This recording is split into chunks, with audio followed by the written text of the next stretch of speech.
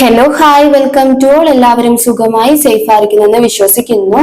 നമുക്കിപ്പം നിങ്ങളുടെ പേഴ്സൺ നിങ്ങളെ എങ്ങനെയാണ് വിചാരിച്ചു വെച്ചിരിക്കുന്നത്, അതായത് നിങ്ങളെ കുറിച്ച് ആലോചിക്കുമ്പോൾ അവരുടെ മനസ്സിൽ എങ്ങനെയാണ്, അവരെങ്ങനെയാണ് നിങ്ങളെ മനസ്സിലാക്കി വെച്ചിരിക്കുന്നത് എന്നൊക്കെയുള്ളത് നോക്കാം. ഇതൊരു ജനറൽ റീഡിംഗ് ആണ്. സോ നിങ്ങൾക്ക് റെസനേറ്റ് ആവുന്നത് മാത്രം എടുക്കുക, അല്ലാത്ത കാര്യങ്ങളൊക്കെ വിട്ടുകളയുക. നെഗറ്റീവിന് ജീവിതത്തിലേക്ക് അട്രാക്ട് ചെയ്യാതിരിക്കുക. ടൈംലെസ് ആയതുകൊണ്ട് ഈ റീഡിംഗ് നിങ്ങളുടെ മുന്നിലേക്ക് എപ്പോൾ വരുന്നോ അപ്പോൾ നിങ്ങൾക്ക് ഇത് റെസനേറ്റ് ആയി തോന്നുന്നതായിരിക്കും. ഓർത്ത് വെക്കുക, ഇതൊരു കളക്റ്റീവ് ആൻഡ് ടൈംലെസ് റീഡിംഗ് ആണ്. നിങ്ങൾക്ക് റെസനേറ്റ് ആവാത്ത കാര്യങ്ങൾ ഫോഴ്സ്ഫുള്ളി റെസനേറ്റ് ആക്കാതിരിക്കുക. അതുപോലെ ഇതിൽ നിന്നും, ഈ റീഡിംഗിൽ നിന്നും കിട്ടുന്ന ഗൈഡൻസ് പരമാവധി എടുക്കാൻ ശ്രമിക്കുക. ഓക്കെ, പേഴ്സണൽ റീഡിംഗ് ആവശ്യമുള്ളവർക്ക് എന്റെ വാട്സ്ആപ്പ് നമ്പർ താഴെ കൊടുത്തേക്കാം. വാട്സാപ്പിൽ കോൺടാക്ട് ചെയ്താൽ മതി. അപ്പോൾ നമുക്ക് നേരെ റീഡിംഗിലേക്ക് പോവാം.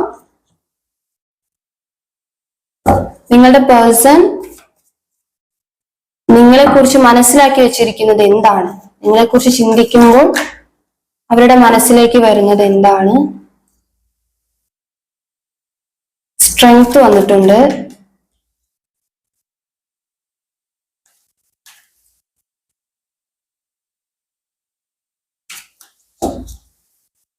വളരെ പോസിറ്റീവ് ആയിട്ട് തന്നെ തിങ്ക് ചെയ്യുക. Page of Swords,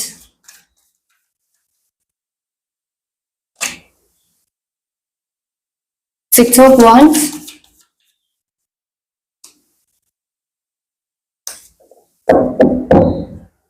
Five of Wands, bottom of the deck, Queen of Wands ആണ്.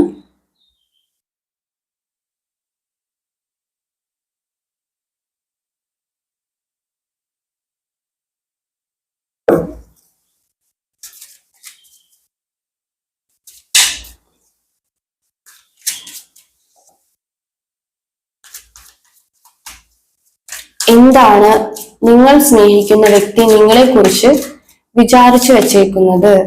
ടെമ്പറൻസ് ആണ്. Page of wands,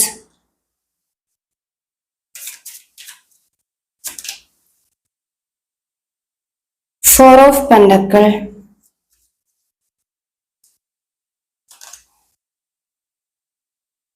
ten of pentacle,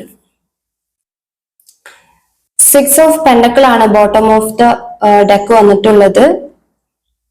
okay, അപ്പൊ നിങ്ങൾക്ക് കിട്ടിയിട്ടുള്ള സ്പ്രെഡ് ഇതൊക്കെയാണ്. ഇവിടെ ഈ ഫസ്റ്റത്തെ കാർഡ്സ് തന്നെ കാണുമ്പം നിങ്ങളുടെ റിലേഷൻഷിപ്പിനെ കുറിച്ച് പറയാൻ പറ്റും.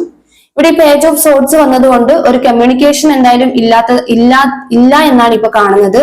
അതായത് നിങ്ങൾ ചിലപ്പം സ്മൂത്ത് ഗോയിങ് ആയിരിക്കില്ല റിലേഷൻഷിപ്പ് പോകുന്നുണ്ടാകുക, അല്ലെങ്കിൽ ഒരു ബ്ലോക്ക് സിറ്റുവേഷനോ അല്ലെങ്കിൽ ഒരു ഓൺ ആൻഡ് ഓഫ് റിലേഷൻഷിപ്പ് ഒക്കെ ആയിരിക്കാം.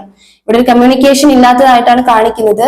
പക്ഷെ നിങ്ങളുടെ പേഴ്സൺ ഇവിടെ വിചാരിച്ചു വെച്ചേക്കുന്ന മെയിൻ ആയിട്ടുള്ള ഒരു കാര്യം എന്ന് പറയുന്നത്, നിങ്ങളിൽ വളരെ പ്രതീക്ഷയാണ് അവർക്ക്. എന്ത് കാര്യത്തിലും നിങ്ങളിലാണ് അവർ പ്രതീക്ഷ വെക്കുന്നത്. ഓക്കെ, ഇവിടെ സ്ട്രെങ്ത് കാർഡാണ് ഫസ്റ്റ് വന്നിട്ടുള്ളത്. നിങ്ങളുടെ റിലേഷൻഷിപ്പ് വളരെ സ്മൂത്ത് ആയി കൊണ്ടുപോയിക്കൊണ്ടിരുന്നത് നിങ്ങളായിരുന്നു എന്നുള്ളത് അവർക്ക് നന്നായിട്ട് അറിയാം. അതായത് നിങ്ങളുടെ ഇടയിൽ ഒരുപാട് പ്രശ്നങ്ങൾ ഉണ്ടായിരിക്കാം, തേർഡ് പാർട്ടി സിറ്റുവേഷൻസ് ഉണ്ടായിരിക്കാം. എന്തൊക്കെ ഉണ്ടെങ്കിലും ഏറ്റവും കൂടുതൽ ഈ റിലേഷൻഷിപ്പിൽ അഡ്ജസ്റ്റ് ചെയ്തിട്ടുള്ളതും ബാലൻസ് ചെയ്ത് മുന്നോട്ട് കൊണ്ടുപോയിട്ടുള്ളതും നിങ്ങളായിരിക്കാം. ഓക്കെ, എന്ത് വന്നാലും ഒരു കോംപ്രമൈസിലേക്ക് പോകുന്നത് നിങ്ങളായിരിക്കാം എന്നുള്ളത് നിങ്ങളുടെ പേഴ്സണ് നല്ല രീതിക്ക് അറിയാം. അതായത് ഇപ്പം അവരാണ് തെറ്റ് ചെയ്തതെങ്കിലും നിങ്ങളാണ് തെറ്റ് ചെയ്തതെങ്കിലും നിങ്ങളാണ് അവരെ ഫസ്റ്റ് അപ്രോച്ച് ചെയ്യുന്നത് എന്നുള്ളത് അവർക്ക് നല്ല രീതിക്ക് അറിയാം. കമ്മ്യൂണിക്കേഷൻ നിൽക്കുന്ന സമയത്ത് പോലും ഒരു ബ്ലോക്ക് സിറ്റുവേഷനിലേക്ക് വരുമ്പോഴും എല്ലാ തരത്തിലും അതിനെയെല്ലാം മാറ്റി, അതായത് ആ സിറ്റുവേഷനെ മാറ്റാൻ വേണ്ടിയിട്ട് നിങ്ങൾ പരമാവധി ശ്രമിക്കുന്നുണ്ട്. ഓക്കെ, മനസ്സിലായോ? അതായത് ഇപ്പൊ ഒരു നിങ്ങളെ ബ്ലോക്ക് ചെയ്ത് പോകുക, അല്ലെങ്കിൽ ഒരു ചെറിയൊരു എന്തെങ്കിലുമൊക്കെ വഴക്ക് നടക്കുമ്പോഴത്തേക്കും അവര് പെട്ടെന്ന് റോങ് ആയിട്ട് സംസാരിച്ചിട്ട് അല്ലെങ്കിൽ നിങ്ങളടുത്ത് തർക്കിച്ചിട്ട് നിങ്ങളെ ഇട്ടിട്ട് പോകുന്ന ഒരു സിറ്റുവേഷൻ നിങ്ങൾ ഫേസ് ചെയ്തിട്ടുണ്ടാവും. അപ്പൊ അങ്ങനെ വരുന്ന സമയത്ത് അവരുടെ തെറ്റാണെങ്കിൽ പോലും ഇറ്റ്സ് ഓക്കെ പറഞ്ഞിട്ട് നിങ്ങളായിരിക്കും അങ്ങോട്ട് ചെല്ലുന്നുണ്ടാവുക. ഓക്കെ.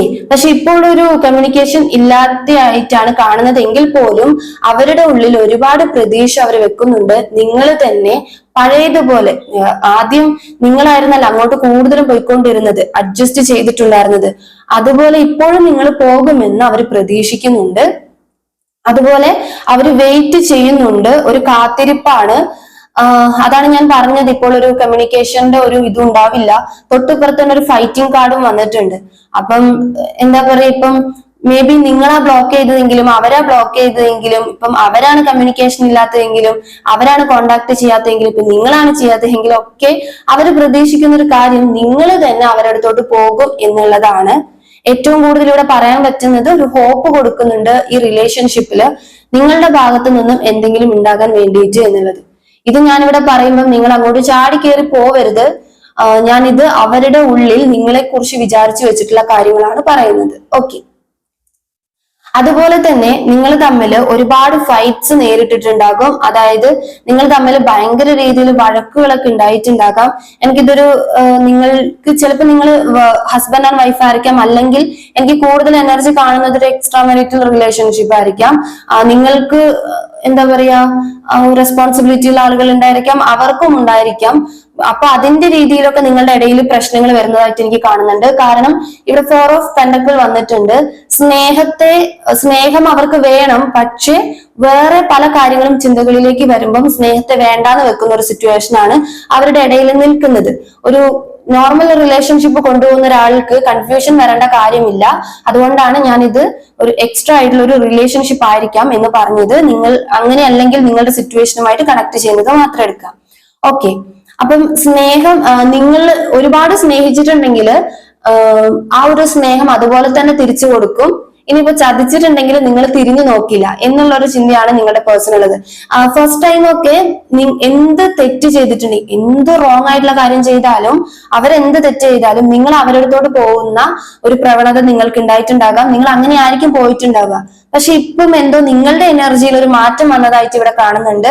അതായത് ഇപ്പം നിങ്ങൾ ചിന്തിക്കുന്നത് ഇത്ര നാളും, അതായത് നിങ്ങൾ അത്രയും താഴ്മയോടെ പോയിട്ടുണ്ടാകാം, എന്നിട്ടായിരിക്കാം നിങ്ങൾക്ക് മടുത്തു പോയിട്ടുണ്ടാകാം. അപ്പൊ നിങ്ങൾ തന്നെ അതിൽ നിന്നും ഒരു മാറ്റം വരുത്തിയിട്ടുണ്ടാകാം. അത് ഈ പേഴ്സണെ വളരെ രീതിക്ക് അതിശയിപ്പിക്കുന്നുണ്ട്. കാരണം നിങ്ങളുടെ ഈ മാറ്റം അവർക്ക് അക്സെപ്റ്റ് ചെയ്യാൻ പറ്റുന്നതല്ല. അവർ പ്രതീക്ഷിച്ചിട്ടുണ്ടായിരുന്നില്ല, നിങ്ങളുടെ അടുത്ത് നിന്ന് ഇങ്ങനെ ഒരു മാറ്റം അവർ പ്രതീക്ഷിച്ചിട്ടുണ്ടായിരുന്നില്ല. ആദ്യം അവർ ചിന്തിച്ചു വെച്ചിരുന്നത് നിങ്ങൾ മുഴുവനായിട്ടും പോകും, എപ്പോ വേണമെങ്കിൽ പോകും എന്നുള്ളത്. പക്ഷെ ഇപ്പൊ നിങ്ങൾ അതിലൊരു മാറ്റം വരുത്തിയത് കൊണ്ട് അത് അവർക്കൊരു പെട്ടെന്നുള്ള ഒരു തിരിച്ചടി പോലെ അവർക്ക് ഫീൽ ചെയ്യുന്നുണ്ട്. ഇത് ഞാൻ പറഞ്ഞതേ ഉള്ളൂ.